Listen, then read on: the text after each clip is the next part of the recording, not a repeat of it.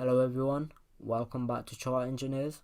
This is going to be the third lesson in the syllabus, and in today's video we will be going over price and time. In today's lesson we will be talking about price characteristics, accumulation, manipulation, distribution, and after that we will explain session times, and then we will explain how the accumulation, manipulation, and distribution, also known as AMD, work well with each session time. So first, let's move on to price characteristics. Firstly, price can only do three things. So it can either move sideways, like in this example below. And when price is moving sideways, some of the words and terminology that we use to explain this is that price is accumulating, consolidating, or ranging.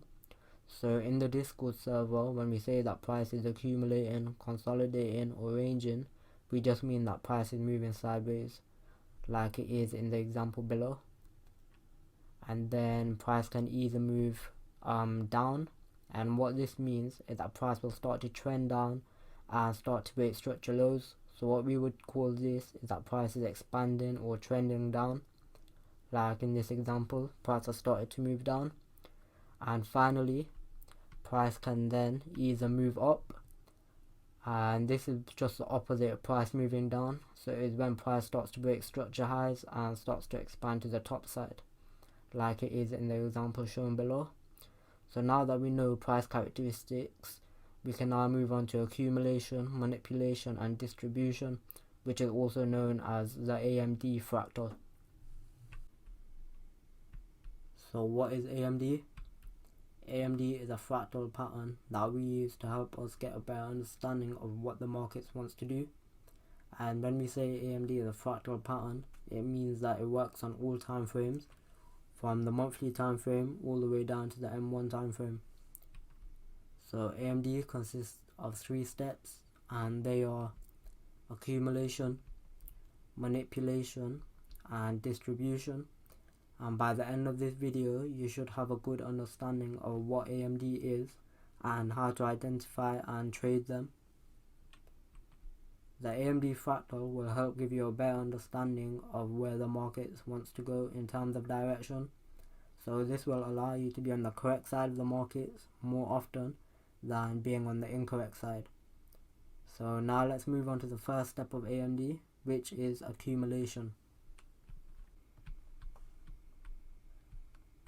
Accumulation is when price starts to move sideways, like it is in the picture below. We can see that price is just ranging between the two blue boxes, and it's ranging without expanding to the top side or the bottom side.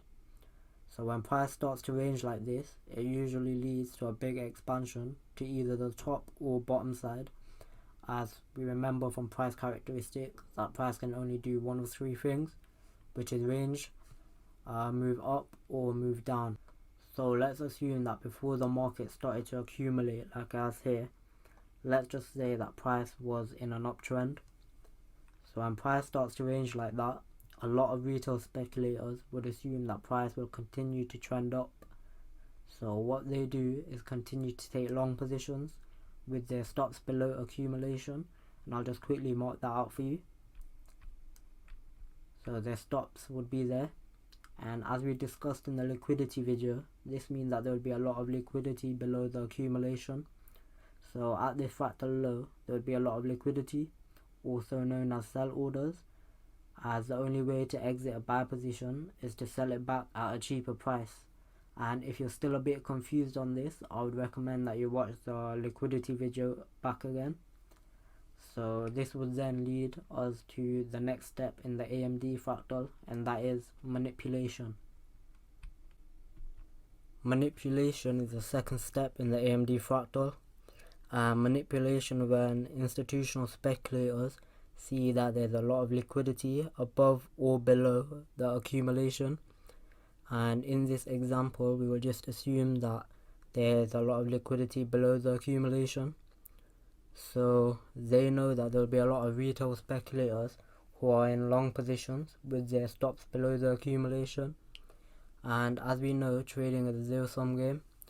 So the institutional speculators would want price to go lower so they can trigger their sell orders. So here we see that price goes down to take out all of the stops below. So the retail speculator sell orders were then paired with the institutional speculator buy orders. So what this does is that it stops all the retail speculators out, and this is called the manipulation phase of the AMD fractal. And now we will move on to the final stage of the fractal, which is distribution. Distribution is the last step in the AMD fractal. So distribution and expansion mean the same thing, and that is when price starts to trend upwards very quickly, or when price starts to trend downwards very quickly. And this will occur after the manipulation phase, and price will usually distribute in the opposite direction of the manipulation. So here we see after the manipulation, price moves up very quickly. So we see 4 very bullish candles, and this is because of the injection of liquidity in the markets after pairing the retail speculator sell orders with the institutional speculators buy orders. Our aim is to be in the distribution phase of the AMD fractal. So we would want to be taking positions after the manipulation phase happens, and this is because we don't want to be taking long positions too early like the other retail speculators who got stopped out during the manipulation. And this is because the distribution is a big movement, so that's why we would want to be in the distribution phase. So in this example, if we took a long position before price started to distribute, we would then see price become very bullish and our trades would be extremely profitable. So now I've explained the AMD fractal. I'll just give a quick recap in the next slide. So just to recap, in an AMD pattern, we will first get the accumulation, then the manipulation, and then finally the distribution phase. And this would then be the AMD complete after all 3 have happened. So the example I've shown you here is on the H1 chart on XAU USD. However, AMD is a fractal pattern, which just means that AMD can occur on all time frames, and the difference between the time frames is how much it will distribute, so how many pips it will distribute and how long it would take for the full AMD to occur. So on the monthly it could take a couple of months, and on the weekly it could take a couple of weeks, and the daily will take a couple of days. And the next difference is how much it will distribute. So on the monthly time frame it will distribute a lot more compared to the 5-minute time frame. But other than that, the same rules and characteristics of AMD are the same on all time frames. So now that we fully understand what AMD is, I'll be able to move on to session times. So session times are the times that the markets are most volatile. So this just means that at these times the markets will be a lot more liquid and have a lot more movement in them. So when we're trading, we want to trade at these time periods so we can capitalize on the liquidity and on the big movements in the markets. So the first session is the Asia session, and this is from 1 AM till 4 AM GMT. So at this time the markets will be volatile, and that is because this is the time that institutional speculators in Asia are starting to trade. So there will be a lot of liquidity in the markets during this time, and Asia is usually the least volatile session compared to London and New York session. So this is when price will usually just accumulate. The second session is the London session, and this is from 7 AM till 10 AM GMT. The markets will be volatile and active during these times because this is when the institutional speculators in London will start to trade. So this will bring a lot of liquidity and volume into the markets. And in a bearish day, the London session will usually create the high of the day, and in a bullish day, the London session will usually create the low of the day. So this can be seen as the manipulation session. So first we'll have the Asia session, which price could accumulate, then the London session where price could manipulate, and then we would have the New York session, which is from 1 p.m. till 5 p.m. GMT, and the markets will be active during these times because this is when the institutional speculators in New York will start to trade. So this will bring a lot of volume and liquidity into the markets. And furthermore, in a bearish day, New York will usually create the low of the day, and in a bullish day it will create the high of the day. So this can be seen as a distribution session. So we would have Asia accumulation, London manipulation, and New York for the distribution. And then we would be at the end of the day where we would have our dead zone, which is from 9 p.m. till 12 a.m. And a dead zone is when all of the speculators from Asia, London and New York are now not trading, so there will not be a lot of liquidity in the markets. So we will not be looking for any entries during these times because there won't be a lot of liquidity. So now that we understand all of the three sessions and what dead zones are, we can now move on to accumulation, manipulation and distribution, and how they work with these session times. So firstly, we have Asia session, and usually the Asia session is the least volatile compared to London and New York. So a lot of times, like in this example below, price may just accumulate during Asia. So let's assume that before this Asia PA, price was bearish and in a downtrend. So when price accumulates like it has here, a lot of retail speculators will start shorting the markets because they believe that it will go lower.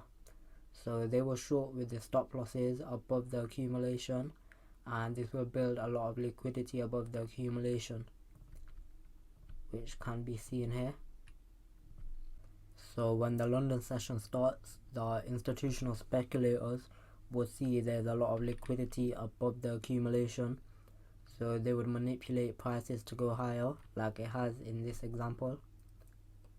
This will then trigger all of the buy orders which are above the accumulation and pair it with the sell orders of the institutional speculators who are trading in the London session.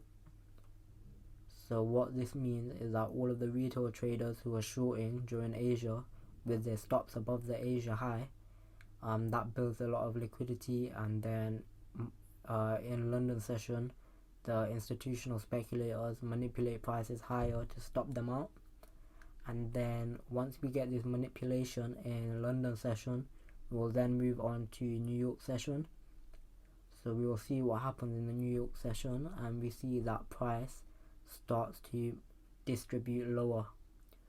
So this is an example of how AMD and time works well together, as we had accumulation throughout Asia, then we had a manipulation during the London session, and then during the New York session we had the distribution.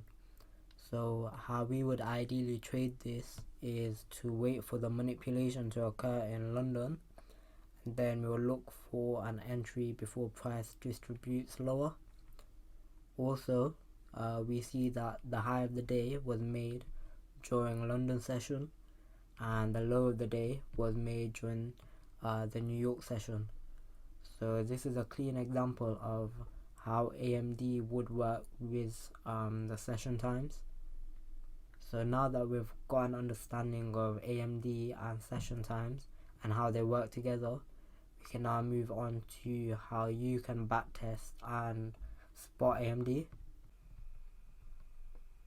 So now that you lot have an understanding of what AMD is and how to spot them, I would recommend that you backtest them yourself, so you train your own eyes, so it's easier to spot them in actual live market conditions. So here's a chart where I'll just quickly show you two more examples.